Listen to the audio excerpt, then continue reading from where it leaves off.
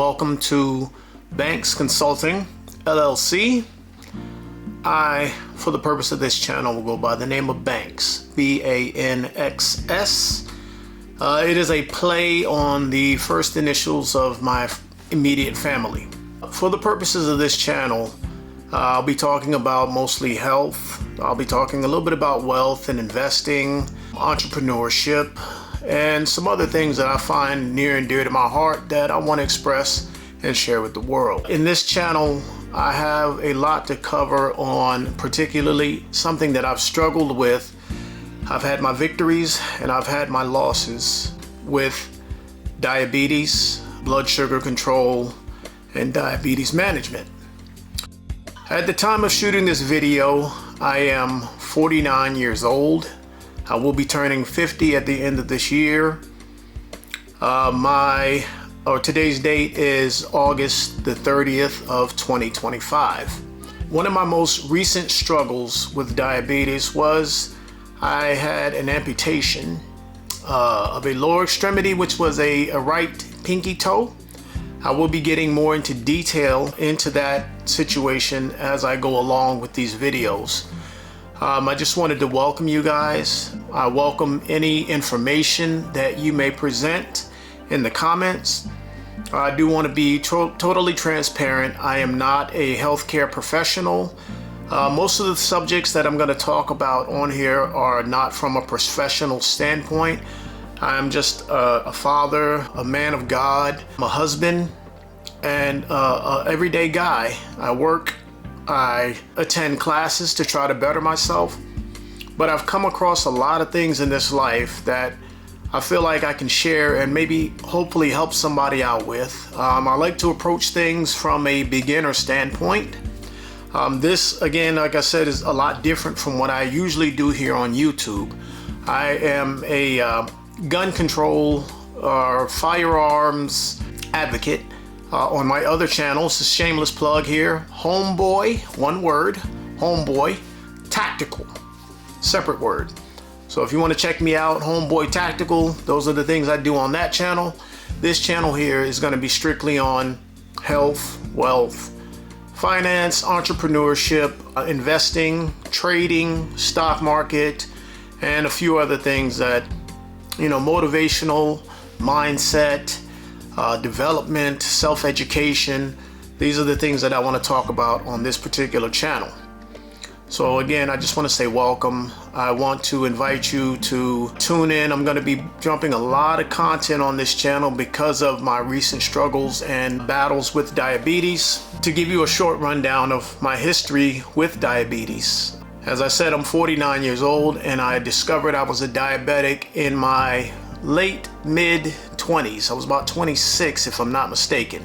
At 26 years old, I was driving in the car with my mother at the time, and she was alive. We were going to North Carolina, I believe, and I began to have these sudden blurry spells for a quick second, and then my vision would return to normal. And it would happen, every 10-15 minutes. So I found out that that was one of the at least 10 symptoms of diabetes. Another symptom that I began to have was extreme thirst. So not knowing or understanding the signs of diabetes, I was foolishly consuming a lot of sugary sodas, particularly MT Dew. I don't know if YouTube's gonna get me on that for, saying a brand name, but that brand was my favorite, and I would drink it quite often. It's loaded with sugar, loaded with caffeine, loaded with preservatives and stuff that you don't want in your body as a diabetic. So as I began to get these thirst signals, I began to counteract the thirst with MT Dew. As I grew to understand diabetes more, the reason why I was being in such a thirst pattern was that your kidneys are trying to counteract the disease by pumping out moisture or fluids out of your body, which led me to my third symptom of diabetes, and that was excessive urination and frequent urination. When I say frequent, I'm talking I just went to the restroom. 10 minutes later, I'm back in there.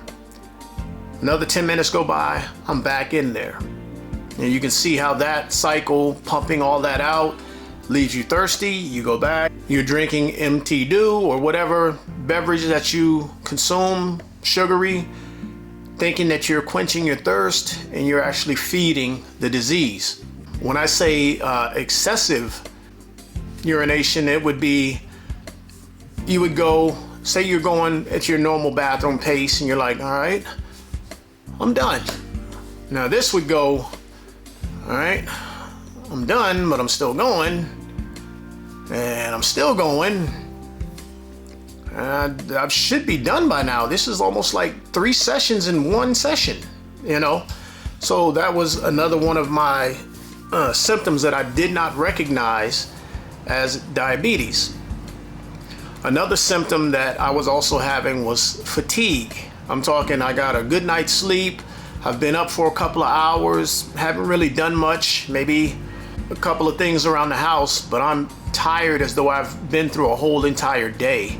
And it's not even 11, 12 o'clock yet, but I'm extremely tired. One of the other symptoms that has come across is blotchy, dark patches on the skin. Mine began to show up on my lower legs, like around my calf muscle area. So these are some of the symptoms of diabetes that I began to encounter.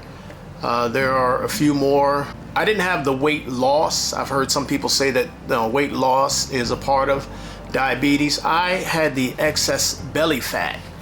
At the time when I found out I was diabetic, I was 245 pounds. At current moment in age, 20 some odd years later, I'm about 169 pounds as of this morning when I weighed myself. And that weight loss also came from some of the medications. So I want to go over in these videos, I want to talk about the symptoms of diabetes. I want to talk about my personal struggles with diabetes. I want to talk about my victories with diabetes, particularly diet, which is very, very important as a diabetic, and also exercise, which is super important as a diabetic, and both you have to be extremely careful with. I want to talk about medications that you may encounter as a diabetic. Also, I want to talk about the other things that diabetes can spawn, or other things that can spawn diabetes. Diabetes, for example, has a partner called high blood pressure. High blood pressure and diabetes are known as the deadly duo.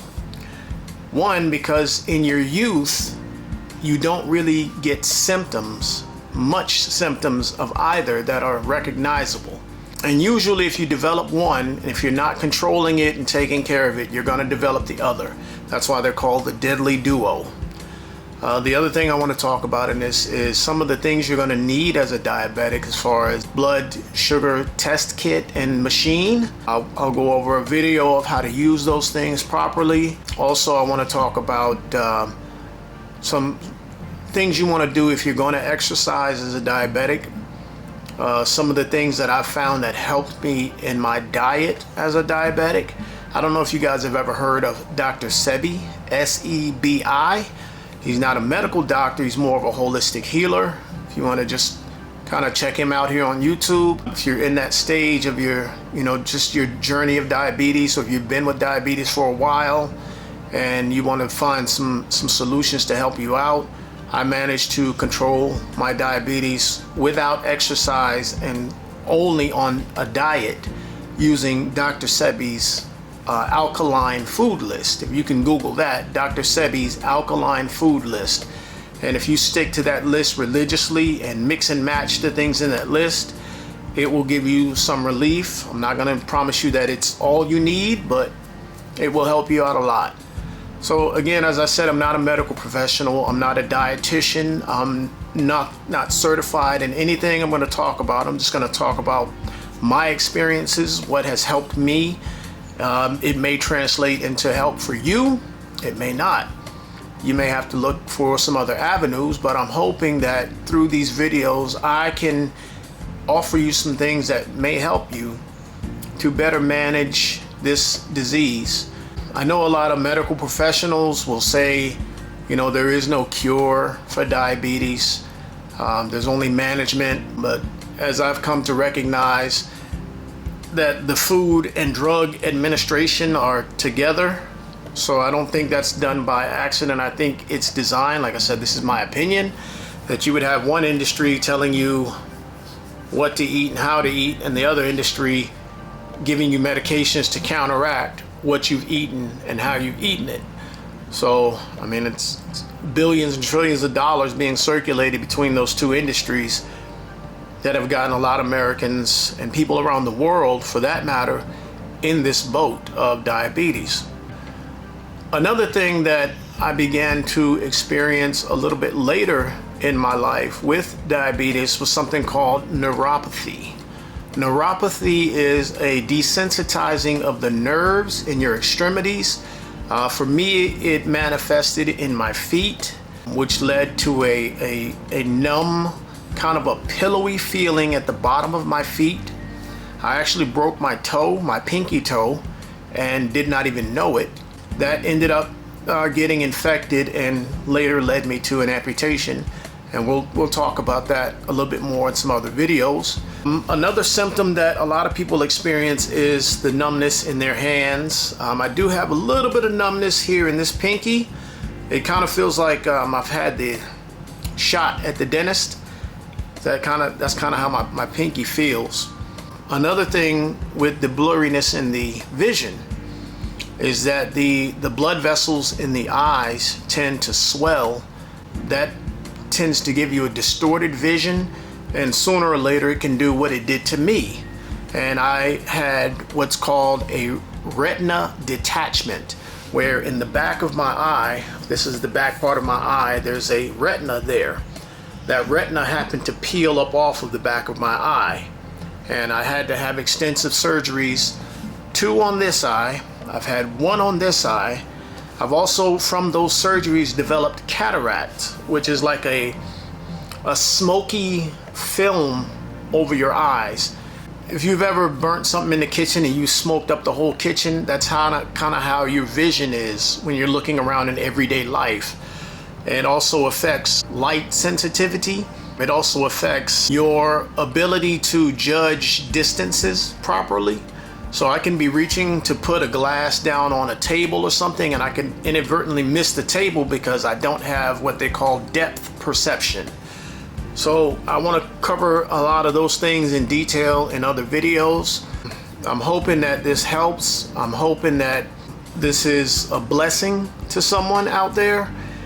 I'm hoping I can save your life if possible. If you're on a borderline stage and you don't know what's going on and you're afraid, I get it. But go see your doctor. Go see your doctor. Let them know what's going on. When you're seeing your doctor, be honest.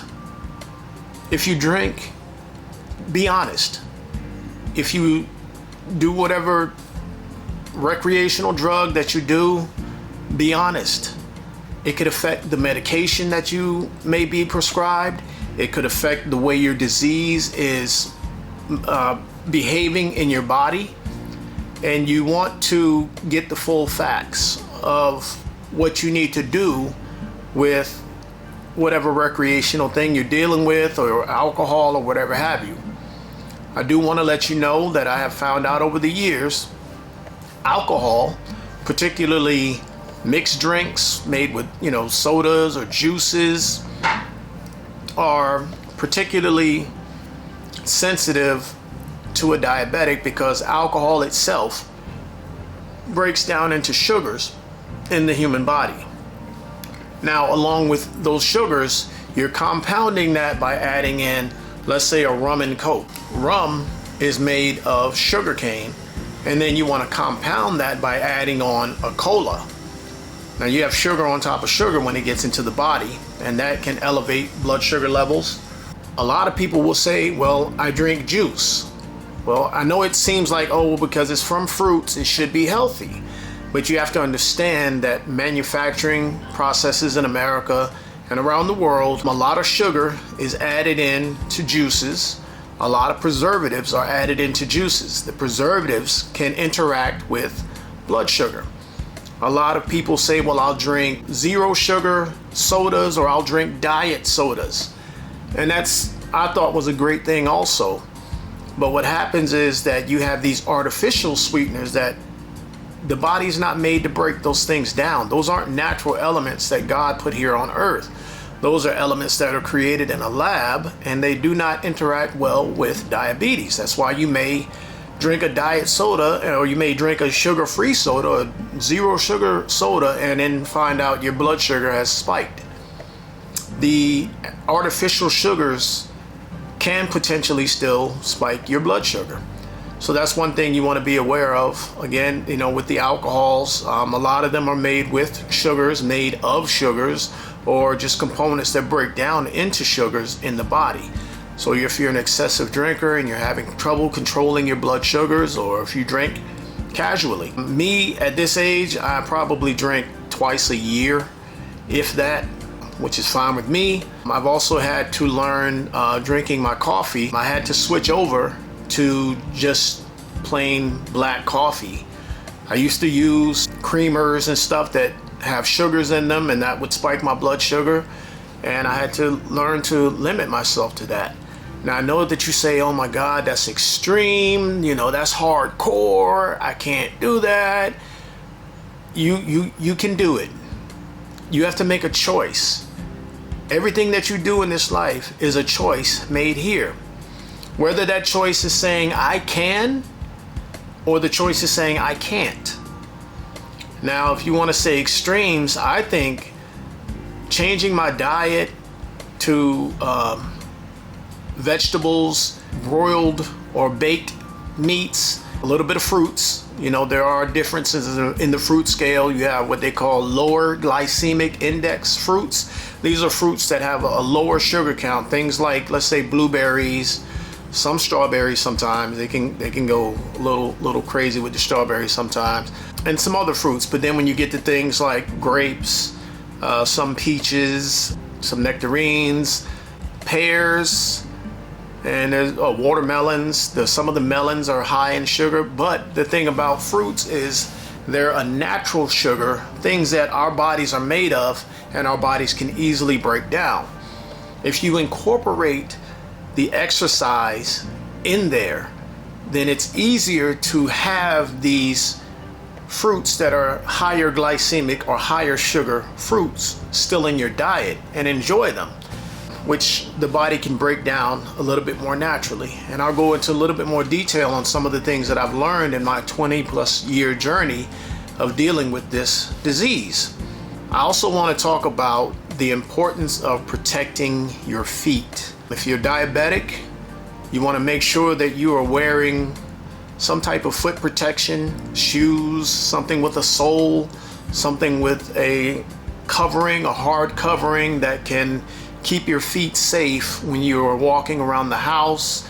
I used to wear flip-flops, and I could still bang my toe on the bed or, hit it on the wall.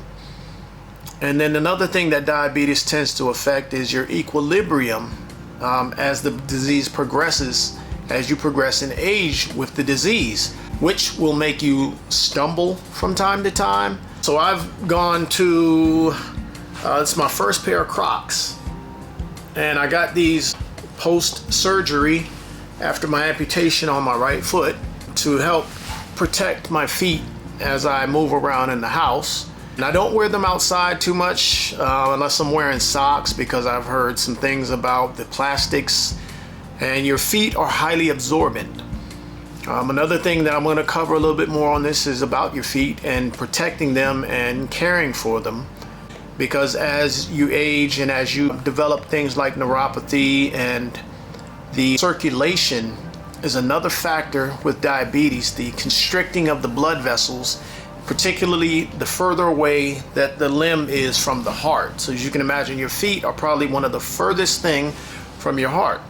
So the blood has to travel a little bit further to get there, but once it's there, if the blood vessels have constricted, they may not get the warmth and the temperature that you're used to getting in your feet when you were younger. So there's a lot to this disease that I have discovered throughout the years, a lot of it through trial and error, A lot of it through surgeries, a lot of it through injuries, and a lot of it through just trying to find a way to live comfortably dealing with this disease.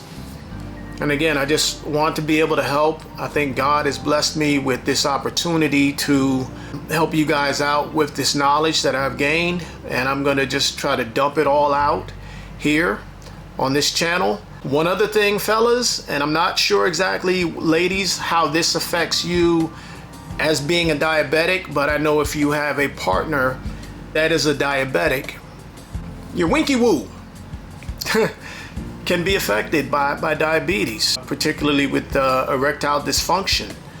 Some of the medications that you're going to be put on because of the deadly duo will affect you with erectile dysfunction, meaning that you cannot, or not as efficiently as strong as you used to.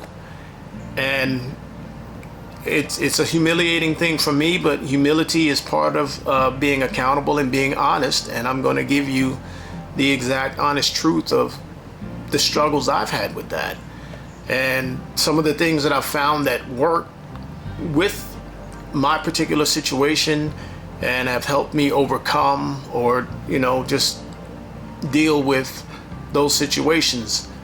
And that's completely embarrassing because I don't know you guys, and I'm hoping that if you're dealing with it, and I know it's embarrassing, I know that you can be able to navigate this and triumph and be more successful at it, because I didn't have a roadmap to help me get through these things. And I think that's important that you have that knowledge base to say, I understand what's going on with my body, and here's how I counteract it, or this is the way that I deal with it. So I want to welcome you again to BANXS Consulting LLC. I go by the name of BANXS, and I just want to say thank you for tuning in, and God bless you.